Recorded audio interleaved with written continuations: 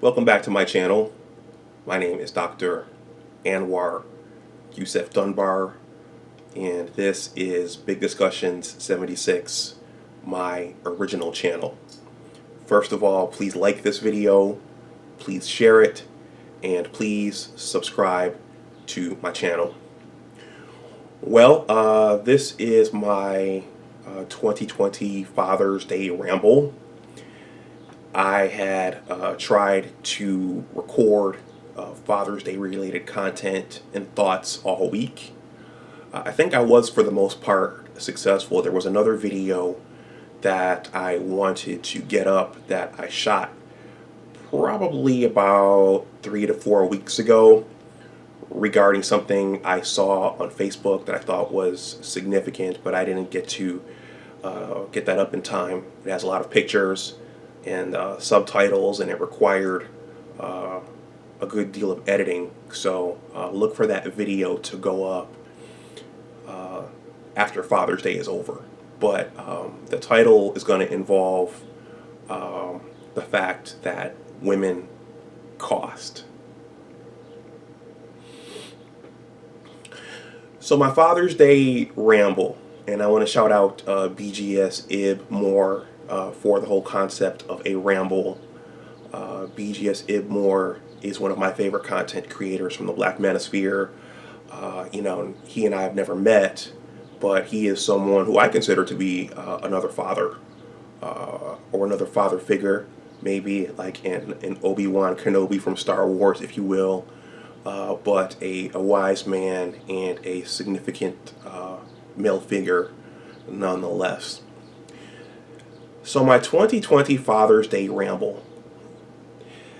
So I want to start by saying, or should I say reiterating and revisiting the fact that the stories that I tell, the personal stories, are not told with the intent of embarrassing myself or my family. My stories are usually self-deprecating, so it's looking back at aspects of my life and laughing at them, but also trying to draw out the lessons and the important learning points for individuals like myself, from backgrounds like myself. And I'm going to reveal something here which may lose me some subscribers, but that's okay. It's YouTube. These things happen. You lose people on Facebook, people unfriend you. When you say things they don't like on Twitter, people unfriend you or unfollow you. One woman said yesterday that she got unfollowed because she was tweeting too much about Juneteenth. And right here on YouTube, people unfollow you, or should I say they unsubscribe because you might say something they don't like. But I'm going to say that one of my influences is the king of controversy, Tommy Sotomayor. I don't think that I ever revealed this or revealed that on this channel. And I didn't do it early on when I first started the channel because I felt like it would decrease the chances of me increasing my subscribership. Because Tommy is that much of a polarizing figure for those who don't like him. He has his own following, the Soto Nation, and I'm part of the Soto Nation. This is a Tommy Sotomayor house. I can say that now. But one of the things that Tommy did that drew me to him initially, and that hooked me in, because I didn't understand what his content was about initially. I thought it was just about bashing BWs. But he was telling stories, and he told stories about his upbringing and his background and the home he came from, in the community he grew up in, and he talked regularly about the dysfunctions and the toxicities in the black community, in order to help those who don't know that these things are going on and those who don't understand the deeper significances of these things. And I thought that I think that he's doing a very, very valuable thing. People may not like how he says things. I think people don't like him saying the things that he's saying out in the open, but for the most part, it's true, and for the most part, it's real. He's open about some of the things that his mother, his stepfather, his cousins, all of it. He's very open about the fact that he doesn't associate with certain relatives anymore. He's just very transparent about all of it, and so I think that we need to have real discussions about the things that we've experienced growing up, and the things that we've experienced in our communities, and the things that we experience right now in our current stations of life, so as to help others. So the stories I tell are usually told to help and educate others.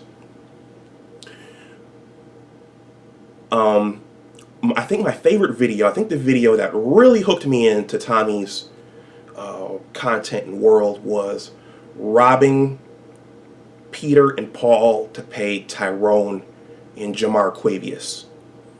And if you're curious to hear what that's about, look that up on YouTube. It's probably laying around somewhere, though he's had numerous channels banned and numerous channels taken down because people did not like his content and what it was and what he was saying, even though it was, for the most part, true. Turn that speaker off. And I told a similar story in my Mother's Day blog post, which I'm going to come back to at the end of this video. So that link is going to be in the description box below. That's from my blog site, the Big Words blog site. So again, the stories I tell, there's usually a reason, and there's usually a teachable moment or moments in my stories. So Father's Day 2020, I do spend some time talking about the dysfunction of my own childhood, and I think that it can be taken as me disliking my childhood and me being ungrateful for my childhood, and that's not true. I am appreciative of the things that I did receive. While I do look back and say, wow, it would have been nice if someone had told me that, or it would have been nice if someone, this person came to my basketball games, or this would have been nice. I think we all look back and kind of think about the important pieces that we had to fill in later on our own. But in terms of what Dad did, Dad was as visible and as present as he could be under the circumstances. He and my mother split when I was young, and he took it. It was very important to him to be a father, and so he was as visible and as present as he could be, even from long distance. And he sent for us once a year, and he always sent money for our birthdays and on Christmas, and for those kinds of things. When I wanted to go to basketball camp, those 3 years of high school, Dad either paid a part of it or paid all of my tuition to go to basketball camp. And he just did a lot more than some of my black peers' fathers did. Some of my black peers don't even know their fathers. Some of my black peers have brothers and sisters around town who they didn't grow up with and who they realized later on was their brother and their sister. Many of my peers were abused by their fathers, physically, sexually, and it's just, the list goes on. So I'm very thankful for what I have. Some of my most fond memories are of my father sending for us or coming to Buffalo to get us on the train. I remember at a certain point he stopped making the drive out from the Albany area to Buffalo. That's about a 4.5 to 5 hour drive. And he decided, maybe it was the fact that he realized that I loved trains. He'd come out to Buffalo on Amtrak, spend the night at the Travel Lodge on Main Street, I think he would go to the Anchor Bar sometimes, and then that Saturday morning or that Friday morning or whatever, he'd arrange for my mother to bring me and my brother down to the Buffalo Exchange Street Amtrak station. And I remember when I'd see him, I'd run and I'd jump on him and I'd be so excited. And we'd wait for the train. It was usually train number 63, the Maple Leaf, which originated in Toronto, and it had to come down through Niagara Falls through customs, and so that train was usually late. And I used to enjoy going out on that platform. We had a single track, and watching the train come out of the tunnel. For me, that was the greatest thing.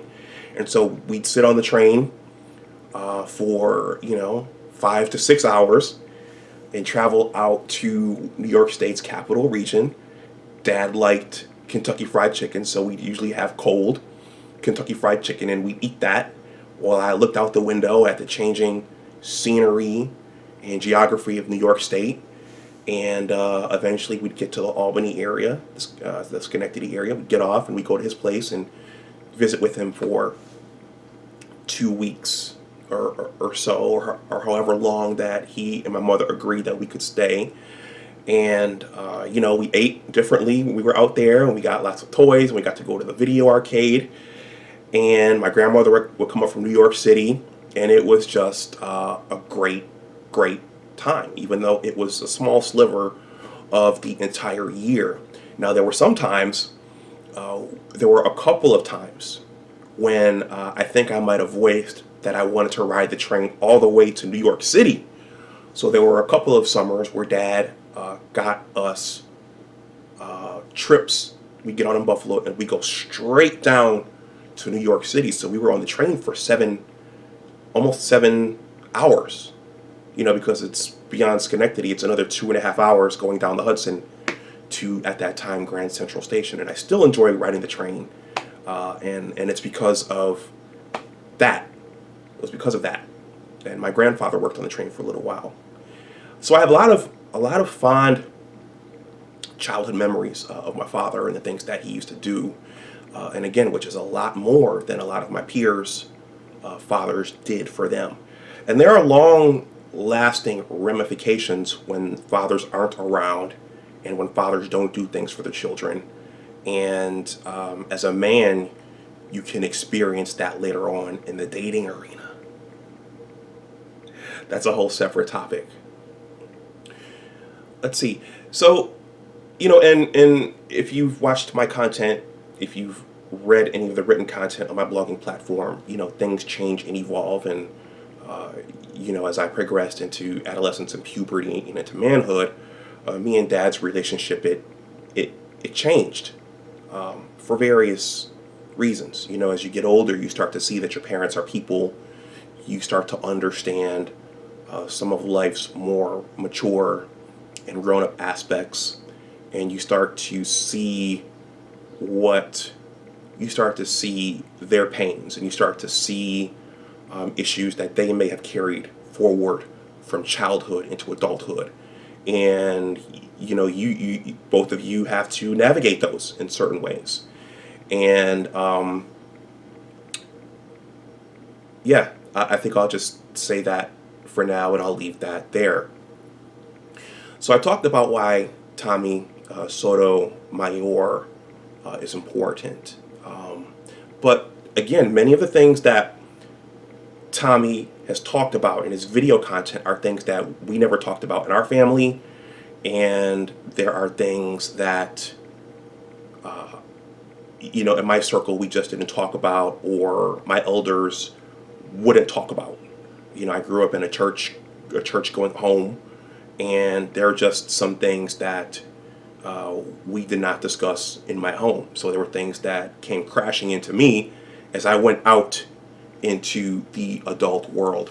But what was interesting is that a couple of years ago, me and my dad were at a jazz festival out in Connecticut, and I just, I think, listened to the Robbing Peter and Paul to Pay Tyrone and Jamarquavius video, and I said, Dad, we should listen to this.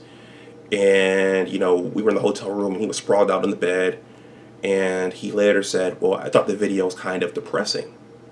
And I was like, wow, okay. And for me, again, one of the things that we run into is differences in the generations. I'm a Gen Xer, Dad's a baby boomer, and a lot of our civil rights era parents, they tend to look at the world a certain way, and they tend to want to see the black community only in a positive light. So I think that uncovering certain things and talking about certain things oftentimes is uncomfortable for them. And because what happens is you're raised by your parents, and you're raised in many instances to see the world through your parents' eyes, one of the things that happens is you get out into the world and sometimes you see something different. And I think that I just thought that was significant that he would say that Tommy's video was depressing. Because for me, I had experienced some of those things Tommy had talked about in that video and in other videos. And for me, it was like, wow, this is someone else is going through this. This is real. And again, a lot of times our boomer parents tend to want to explain things away, or they tend to articulate things so that you're the problem and not the rest of the community and not the rest of the world. So again, I think those things are important. I was just listening to a panel on art of Ibmore's channel. BGS Ibmore was on there, and a younger, he was about 30 years old, a STEM guy, called up, and they were talking about masculinity and swag and those kinds of things.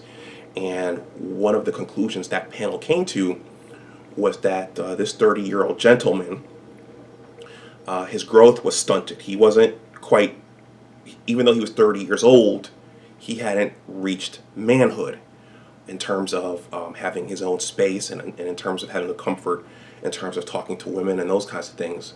And you see that a lot, in our community. You see that when boys are raised mostly by women, and they don't have male mentors and figures around, because even if your father's not around, if you have uncles or other mentors, those men can help fill in those gaps. But there are a lot of men out there who have caught on to things late, and who have not learned certain things at home because of their home circumstances.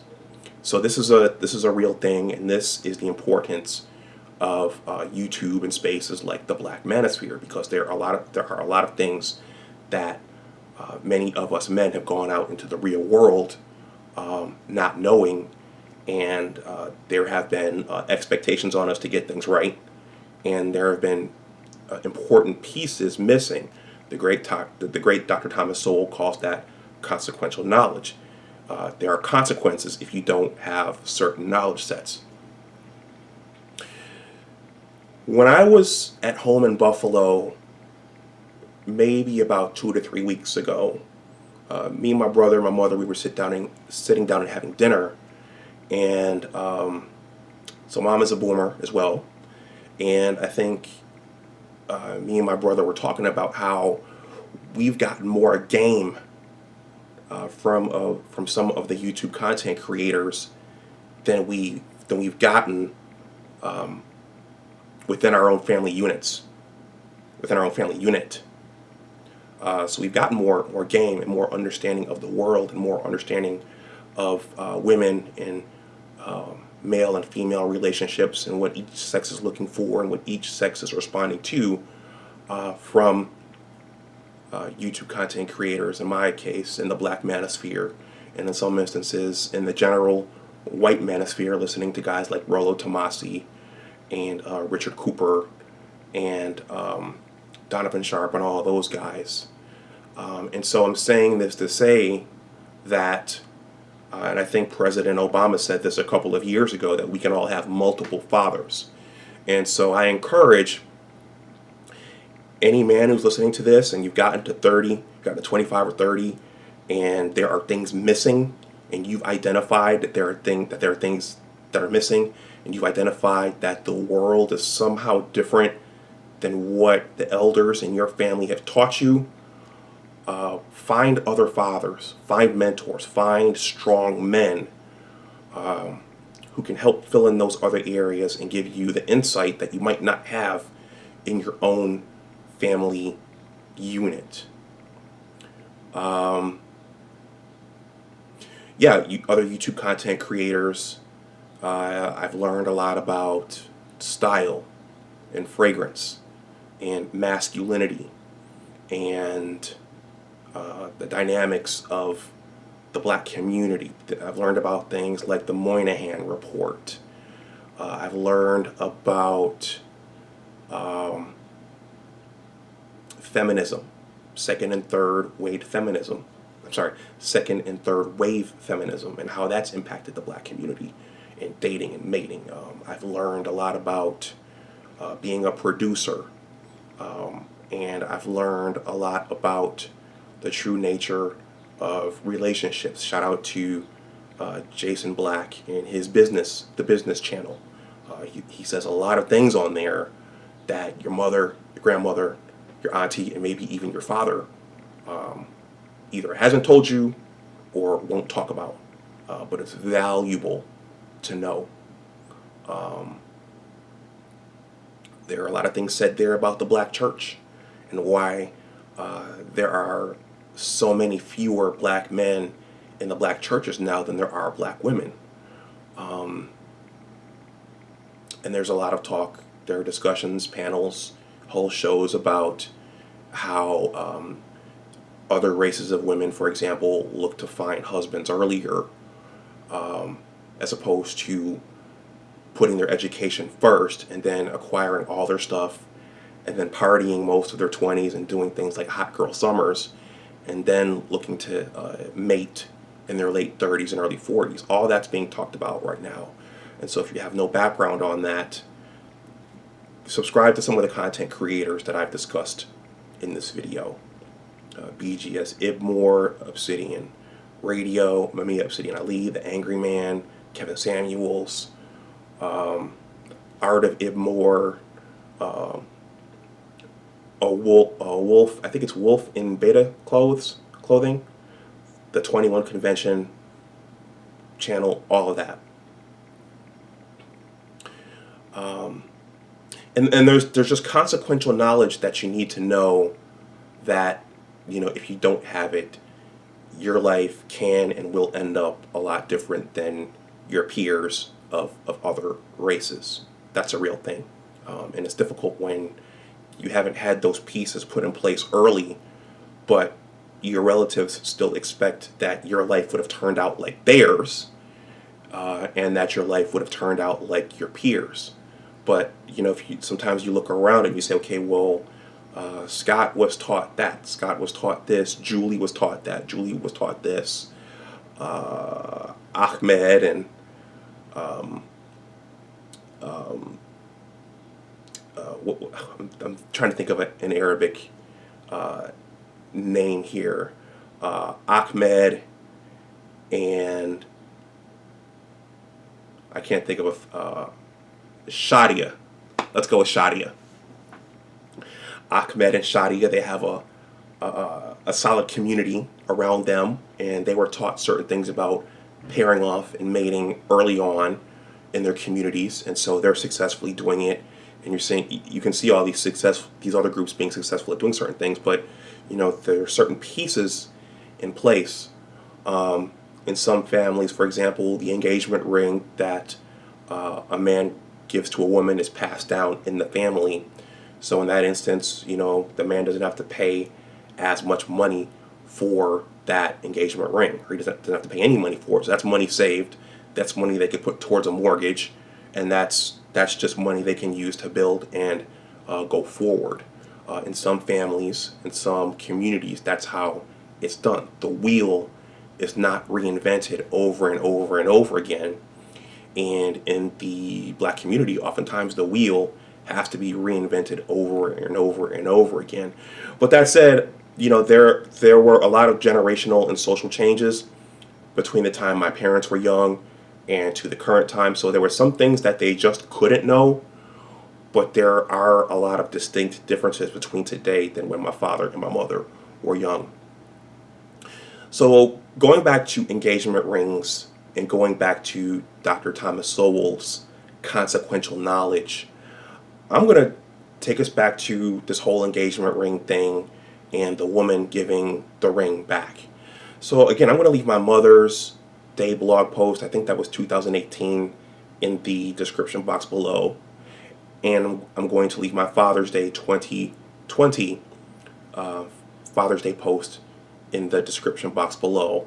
And there are links to my other Mother's Day and Father's Day blog posts in those essays. So a couple of videos back, I talked about the whole engagement ring thing, and me and Pops talked yesterday about it. I think he watched that video, and he came out and he told me, well, I don't want to come across like everything me and my family talks about, I put it up on YouTube. So I will just say that where I first, well, before I get into the story, I want to shout out David Lorenzo Glover, the controversial counselor, Herbert Lewis, and Saria. I don't know Saria's last name, but they all do a show on Monday nights on Facebook, and I go on there with them sometimes. But we had this discussion in one of David's posts a couple of weeks ago, and it got a little comical, and why didn't you know this? How could you not know this? How could you not know that? So where I learned about the whole thing about if the marriage doesn't work out, if you don't get to the altar and exchange vows, that she's supposed to give the ring back. I learned about that from a coworker. And it's a coworker who I will refer to as KB. And so when I got to my current place of employment, I was one of the only black men in my division, and it being a science division, you can imagine how few of us black people there are, but you can imagine that there are fewer men. And so I think that when I got to that job, there was probably some clamoring about who is this guy, what is he into, what is he like, and one day I went over to KB's cube, and I appreciate KB. She's funny, and she was a fun person to work with. She's moved on to a different agency. She's a BW, married, 2 girls. She had her children late. She married her husband late, and she had her children late. For a woman that's late 30s, early 40s, that's considered late. But one day I went over to her cube, and we were talking about chemicals and toxicology and government regulations, and she had pictures of her daughters and her husband up there, and as a way of initiating conversation and trying to learn some more about me, she started telling me stories about how she had to kiss a lot of frogs, and how her and her husband met, and she asked me questions eventually about me. And I told her, yeah, I was engaged at one point and it didn't work out. And then KB, she's kind of funny, kind of comical. She kind of giggled in the way that she giggles, and she looked at me, she said, "Did she give the ring back?" And I looked at her, kind of tilted my head to the side like, "What do you mean?" And she said, "Well, if the marriage doesn't work out, the woman is supposed to give the ring back." And I scratched my head, and I said, "You know what? I didn't know that." And I wondered why no one had told me. And I didn't talk about this in great detail with my mother and my father at that point. I wrote a blog post about it. But I think that the take-home message from all of this is that the family you're born into is the family you're born into. One YouTube content creator is telling his audience, you have your first family and your second family. And the family you're born into is the one you're born into. You can't choose your parents. And so up until a certain point, you know what your parents know. And you're limited by what your parents tell you. And you're limited by their point of view and outlook on the world. And then, once you get out into the world and you start experiencing things, you start to see that maybe things might be a little different than what they told you and you might start to develop your own truths and start to gather together your own experiences.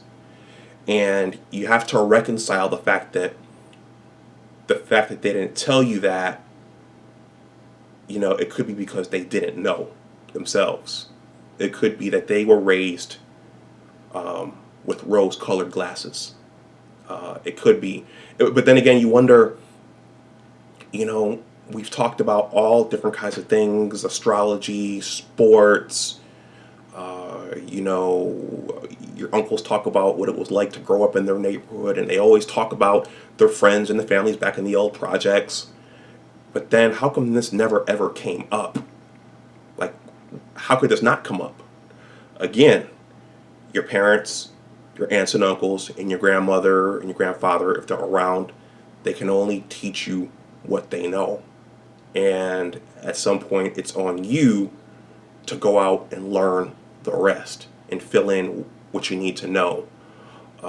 Shout out to Charles Sykes, author of The 50 Things Kids Don't Learn in High School. Lesson number 1 is life is not fair. Unfortunately, it's not fair. And so that's part of my core message going forward, is that you may have missed certain things growing up, but you have to make the best of what you have. Now, I think parents also have to make sure they don't guilt and pile on their children because their lives have taken a different route than theirs. But at some point, it just is what it is. These are the cards we're dealt, and this is what we have to do, and this is how we're going to approach it going forward. And that might cause some division between you and your parents because your experiences are different than theirs, and your value sets might end up being different than theirs. You might find yourselves on opposite ends of issues, and you might not agree. That happens. That's okay. And I'm going to take us out. Wow, this is going long. I'm going to take us out with a quick story going back to, my Rich Dad video, my Father's Day blog post, and this whole thing of parents only being able to teach you what they know. And I'm going to bang that drum quite a bit going forward because it's a real thing. A lot of us in the black community have gone out into the real world and realized things and have had to learn things and reinvent the wheel over and over again. And we wondered, why didn't our parents teach us this?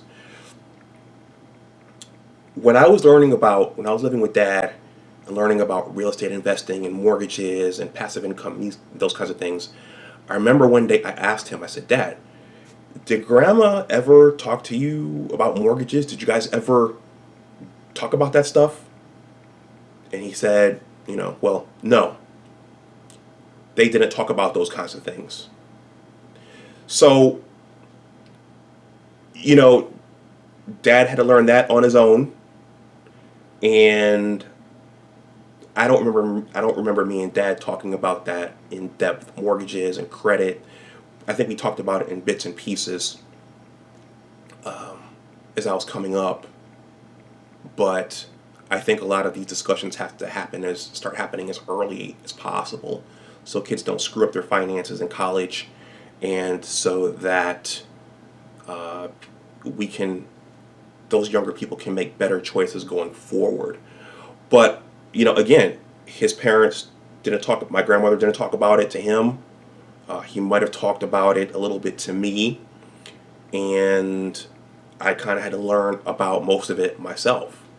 So you know what they know, and then after a certain point, you have to go out and get what you need yourself. You have to realize that you're missing something, and you have to go out and get it yourself. And it may require growing up and growing outward of where your parents and where your family unit is. Hence, the content creator saying your second family. But you have to recognize that and make peace with that and not blame them, and just try to build and go forward and make the best of what you have. I'm going to stop this ramble here. I have to go somewhere shortly. Please let me know if you have any comments or stories in the comment section below. If you've watched this long, please like this video, please share it, and please subscribe to my channel. Happy Father's Day to all the fathers out there. And as always, remember that your attitude determines your altitude. Take care, and I'll talk to you the next time. Bye bye.